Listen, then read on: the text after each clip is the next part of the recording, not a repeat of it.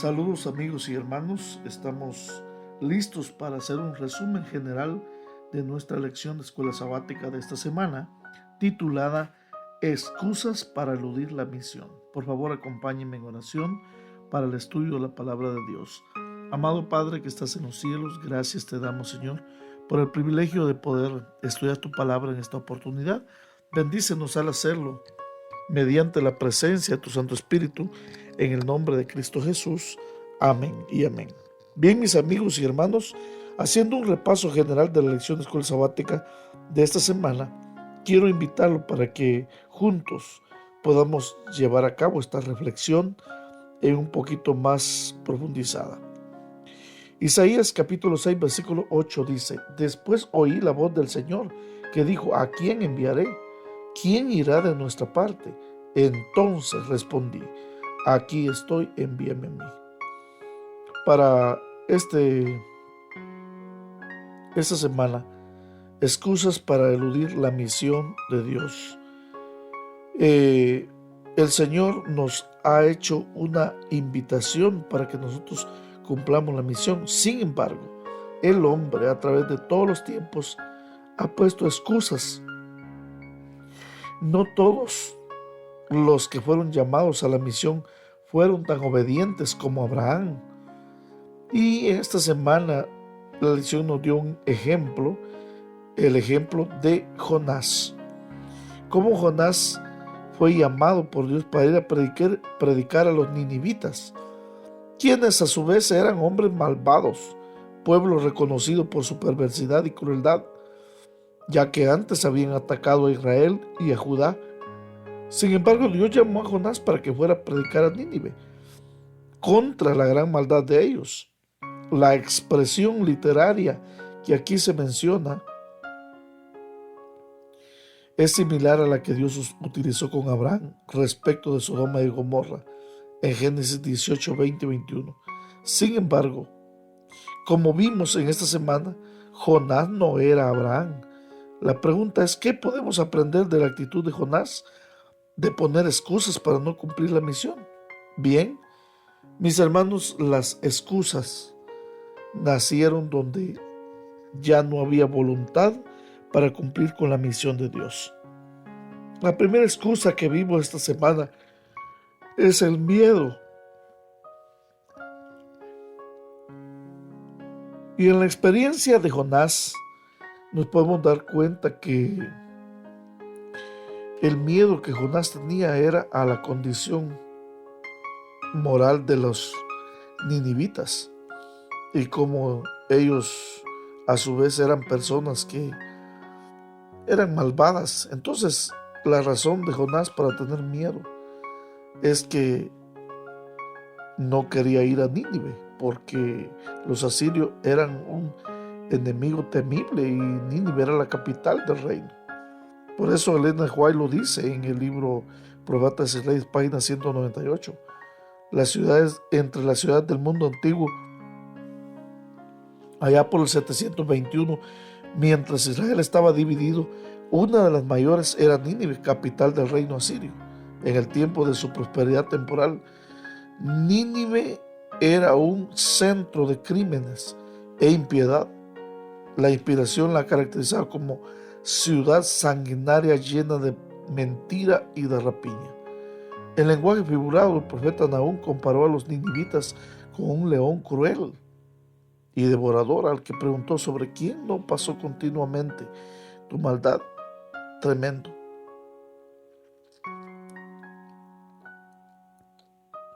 Sin embargo, mis hermanos, cuando Dios ha llamado a los seres humanos para cumplir una misión, también los ha habilitado de poder, dándoles no solamente la orden, la autoridad, sino también dándoles su presencia o su promesa. Por lo tanto, pensemos en alguna ocasión en la que hayamos sentido que Dios nos ordenó hacer algo, pero que el miedo nos paralizó y no pudimos ir. Qué interesante sería que cada maestro pueda enfatizar este aspecto importante de nuestra lección de escuela sabática de esta semana. Cómo el miedo tiene a miles de cristianos paralizados de poderle hablar a alguien. Recordemos la promesa de Jesús en Mateo 28. Y aquí yo estoy con vosotros todos los días hasta el fin del mundo. La presencia del Señor está asegurada. ¿Por qué tendríamos que tener miedo entonces, mis amigos y hermanos? El miedo paraliza, el miedo esclaviza, el miedo es contraproducente para la misión de Dios. Ojalá no esté yo hablando a alguien que esté pasando la experiencia de Jonás, huyendo de la misión de Dios. Otro aspecto importante de las excusas es aquello que usted y yo pensamos acerca de las personas a las cuales hemos sido llamados a ir a predicarle o a ir a ser discípulos. En la experiencia de Jonás, que es el mismo personaje en mención, Jonás tenía o llegó a tener un falso concepto de Dios. Nosotros también podemos tener conceptos errados acerca de Dios y de lo que Él espera de nosotros. Por ejemplo, un malentendido muy común es que Dios desea que nos enfoquemos en nuestra propia salvación y que nos alejemos de la maldad. ¿Para qué vamos a ir con esas personas? Si esas personas son malvadas, esas personas ya no tienen perdón, o esas personas ya no alcanzan la salvación de Dios. O quizá nos pongamos a pensar que esas personas no merecen que se les predique, o mi vida estará en peligro. Cualquiera que sea la excusa, lleva siempre un falso concepto. Entonces nosotros confundimos nuestro rol a veces con el de Dios. Pensamos que somos nosotros los que los tenemos que convencer, pero no es así. Es Dios por medio de su Santo Espíritu. A nosotros nos corresponde ir a predicar. Imagínense, mi hermano y mi hermana, si Dios usó a Jonás, pero solo Dios y no Jonás fue el que pudo transformar a toda la gente de Nínive. Por eso, mis hermanos y mis hermanas, si bien es cierto que ganar almas es difícil, demasiado difícil realmente para que los seres humanos lo hagan solos, la pregunta es ¿cómo podemos aprender a permitir que Dios gane almas? Pero por medio de nosotros y de nuestra vida y testimonio. Por lo tanto, nuestro mejor concepto debe ser que Dios quiere salvarme a mí y también a aquellos más pecadores que yo, si es que hay esa categoría. Otra excusa que vimos esta semana es la inconveniencia. La experiencia de Jonás nuevamente es la historia en el vientre del gran pez. Fue una dramática muestra del amor y la misericordia de Dios. Entonces, otro aspecto importante es que aunque no pensemos que sea conveniente para nosotros, para Dios sí lo es, porque cuando Dios manda a cumplir la misión, no solamente quiere salvar a la persona que escucha, sino a la persona que va, en este caso, a la persona que es llamada. Por eso cuando Dios llamó a Abraham, le dijo, serás bendición. Engrandeceré tu nombre. En otras palabras, no solamente iba a ser una bendición a otros, sino que él también sería bendecido. La misión, el cumplimiento de la misión nos ayuda en dos aspectos. A la persona que es la receptora del evangelio y también al que lleva el evangelio. Por eso las palabras hermosas de Isaías repetidas por el apóstol Pablo en Hebreos, cuán hermosos son sobre los montes los pies del que trae alegres nuevas. Ojalá que esos pies seamos usted y yo. La misión de Dios se lleva adelante sobre los hombros de quienes están dispuestos a sacrificarse, y aunque sea regañadientes. Nuestros valores deben ceder el paso a la prioridad de Dios por los perdidos. Como Jonás, a veces nosotros albergamos prejuicios que nos impiden acercarnos a una persona o a un grupo. Tener que enfrentarnos a nuestros propios prejuicios requiere humildad. La misión también requiere tiempo y energía emocional. Invertir en la vida de los demás y preocuparnos verdaderamente por ellos puede ser agotador. En una época en la que estamos estresados con nuestra propia vida y los problemas personales, ofrecer apoyo emocional puede parecer demasiado agotador, pero nuevamente, repito, mis amigos y hermanos, no nos libramos ni podemos evitar que dentro de la evangelización y el cumplimiento de la misión no hagamos eco o no hagamos formalmente el cumplimiento del método de Cristo. ¿Cuál es el método de Cristo? El Salvador trataba con los hombres como quien deseaba hacerles el bien. Les mostraba simpatía, ganaba su confianza, atendía sus necesidades y entonces les decía, seguidme.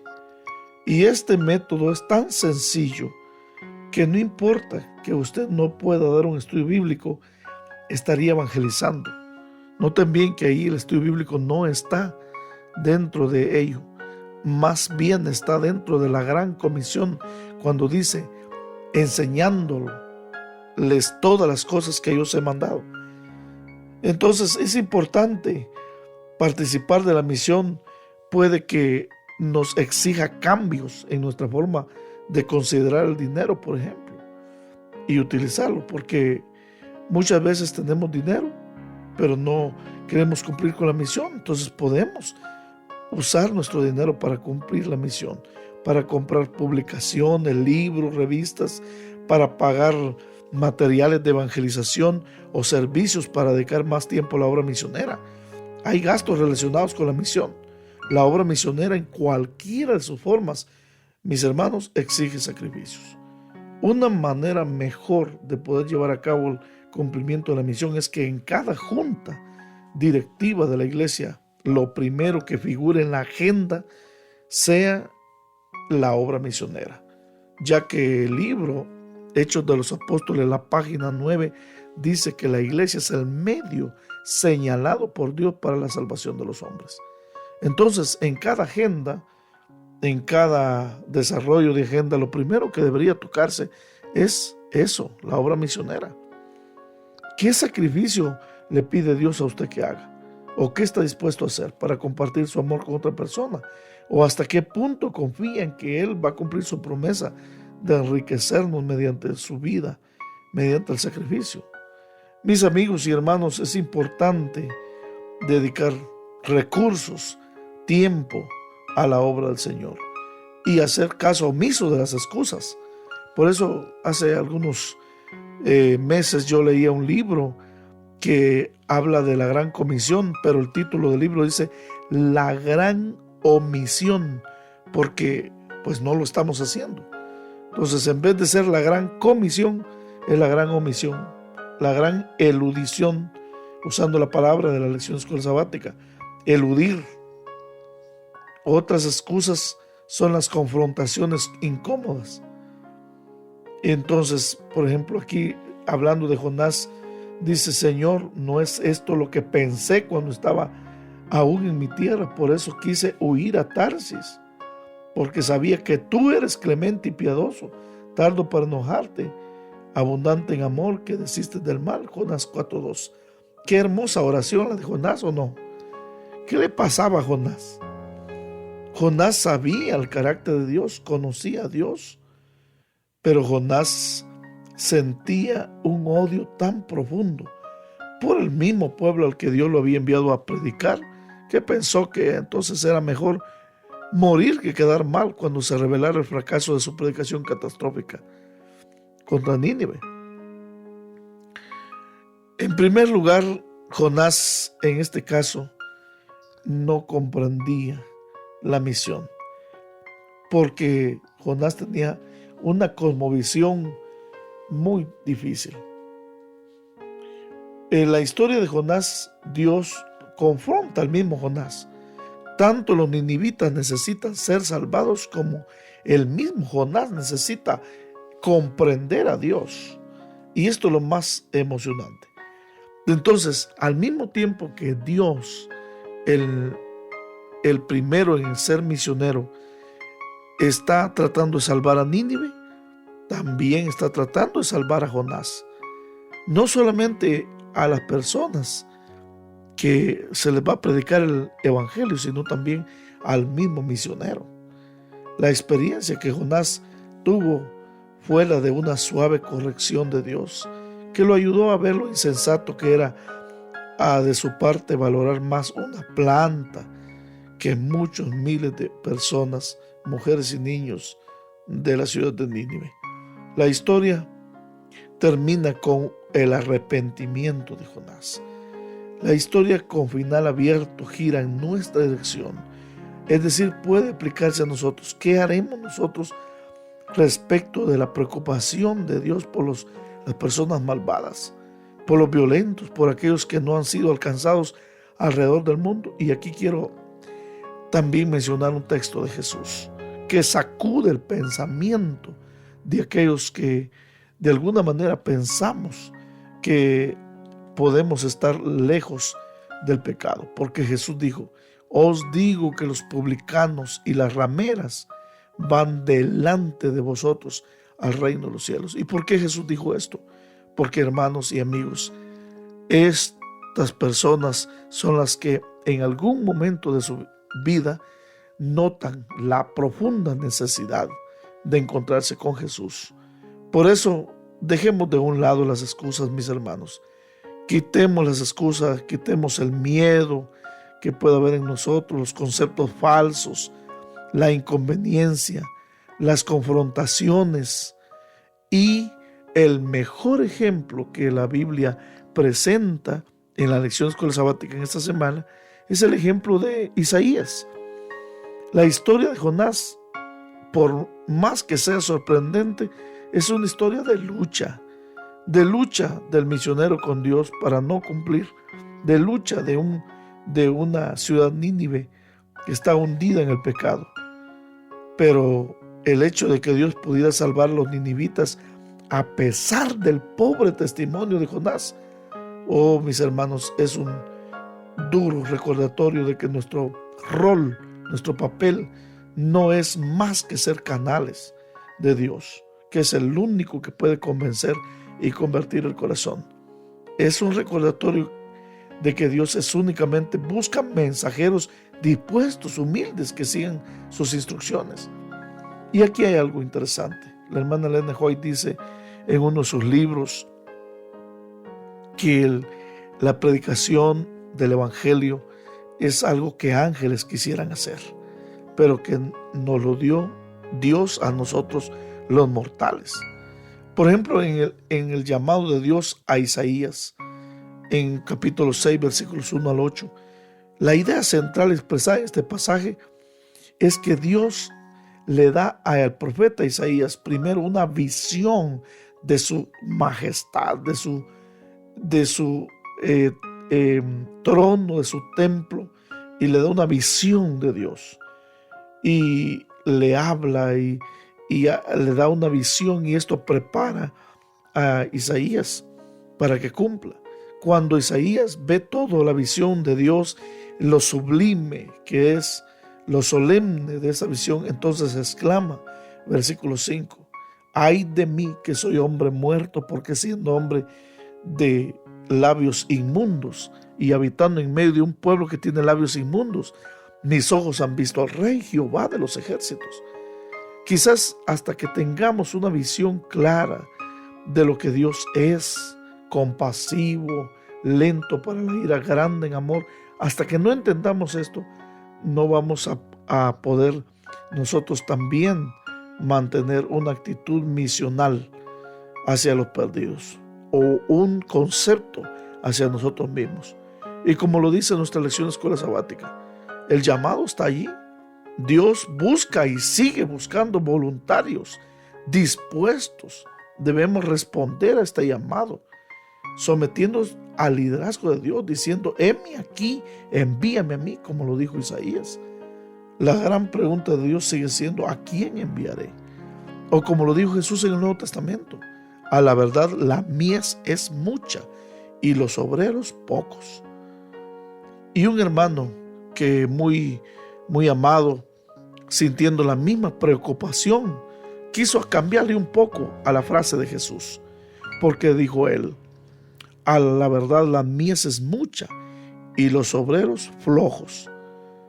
La historia de Jonás, mis amigos y hermanos, revela que el amor de Dios por las personas que viven donde no se percibe su amor y no se escucha su voz. Revela el amor de Dios así. Así como Dios tuvo compasión de Nínive, también tiene compasión de los millones de habitantes de las ciudades grandes de hoy, como por ejemplo Nueva York, Los Ángeles, ciudades enormes, la capital de Guatemala y otras, la capital de México, etc. Las ciudades enormes, donde los edificios sustituyen a los árboles y a las flores. Hay ruido constante. Es difícil estar tranquilo y escuchar. Pero Dios fue el que dijo: no disciernen entre su mano derecha y su mano izquierda. Jonás 4:11. Entonces, mis amigos y hermanos, Dios necesita mensajeros dispuestos a llevar su mensaje de esperanza a quienes están abrumados por el ajetreo y la fealdad de la vida. Por eso Isaías oyó una voz que decía, y es la misma voz que nosotros también debemos escuchar hoy: ¿quién irá? La gran pregunta es: ¿cuál será nuestra respuesta? ¿Cuál es la respuesta de nosotros ahora? Elena de White lanza una fuerte advertencia para aquellos que se resisten a seguir el llamado de Jesús para testificar a quienes lo rodean. En el Elena de White de Advent Review Sabbath Herald del 30 de noviembre de 1892. Las excusas, dice ella, de los que no realizan esta obra no los eximen de la responsabilidad. Si deciden no hacerla, descuidan a las almas por las que Cristo murió, descuidan la responsabilidad que Dios les dio y quedan registrados en los libros del cielo como siervos infieles. El pastor, cuando se aleja de los que necesitan su ayuda, aquí está esta admonición para los pastores. Está obrando como lo hizo el maestro con el fin de ser fortaleza y bendición para los demás. Los que descuidan el trato personal con las personas se vuelven egocéntricos. Y mis amigos y hermanos, he conocido colegas pastores que no gustan de tratar con las personas. Se alejan, y esta cita está bastante fuerte. Los que descuidan el trato personal con las personas se vuelven egocéntricos y necesitan esta misma experiencia de ponerse en comunicación con sus hermanos para poder comprender su condición espiritual y saber cómo apacentar el rebaño de Dios, dando a cada uno su porción de alimento a su debido tiempo. Los que descuidan esta obra ponen de manifiesto que necesitan renovación moral y entonces verán que no han llevado la carga de la obra. Una cita realmente fuerte, como lo dice nuestra lección de escuela sabática. Aunque son palabras muy fuertes, dice, que ponen de relieve la importancia que Dios otorga a la misión, no por ello nos quedamos sin esperanza. Nuevamente, en el libro Profetas y Reyes, página 199, la misma escritora escribió: el encargo que había recibido imponía a Jonás una pesada responsabilidad, pero quien le había ordenado que fuese lo podía sostener a su siervo y concederle éxito. Si el profeta hubiese obedecido sin vacilación, se habría ahorrado muchas experiencias amargas y habría recibido abundantes bendiciones. Sin embargo, el Señor no abandonó a Jonás en su hora de desesperación. No, mediante una serie de pruebas y providencias extrañas realmente, debía revivir la confianza del profeta en Dios y en su poder infinito para salvar. Por eso, mis amigos y hermanos, al igual que Jonás, es posible que nos resulte más fácil poner excusas para no participar de la misión.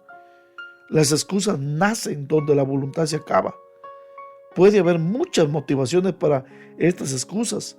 Sin embargo, nuestro llamado a la misión no es menos específico que el de Jonás. Y la pregunta es, ¿cómo va a responder usted, mi apreciado amigo y hermano?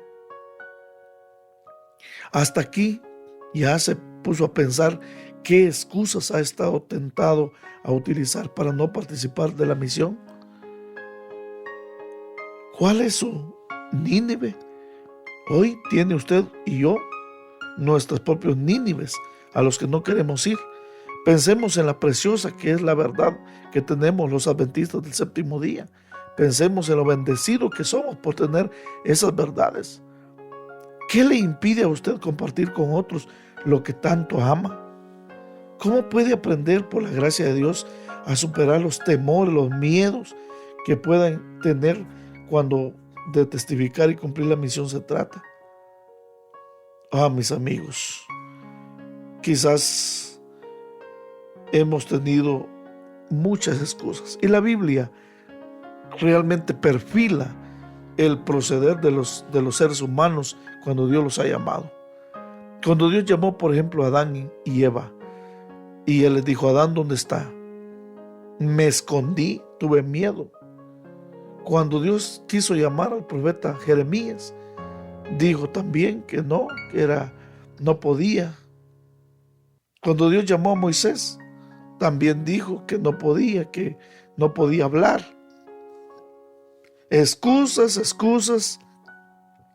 y más excusas. Y en algún momento todos los que han tenido una experiencia con Dios se enfrentarán a la tentación de evitar compartir esa experiencia con los demás.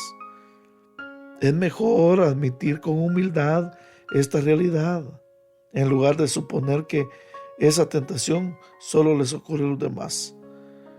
Mis amigos y hermanos, necesitamos nosotros tener realmente una experiencia maravillosa. Las excusas que puso Jonás, imagínense ustedes, para evadir la misión, se materializa en forma de oportunidades perdidas. Ahí se menciona en la historia de Jonás, por ejemplo. Cada excusa difiere de la negligencia y la complacencia que mostraron los discípulos en el Getsemaní. La historia de Jonás ejemplifica la segunda excusa. En varios de los casos la historia tiene muchas facetas realmente en su libro, pero en esencia, como acabamos de afirmar, es una historia de oportunidades perdidas. Jonás conocía a Dios y profetizó en su nombre en Israel antes de recibir el llamado por Nínive. Ahí tenemos el registro en 2 Reyes 14:25. Pero su labor profética anterior siempre había sido entre israelitas y consistió en hechos alentadores en favor de Israel. El trabajo de Jonás no incluía profetizar entre los enemigos, pero al leer todo el libro de Jonás nos damos cuenta de que tuvo muchos problemas para amar a la gente proveniente de un trasfondo no judío. Y eso puede pasarnos a nosotros también.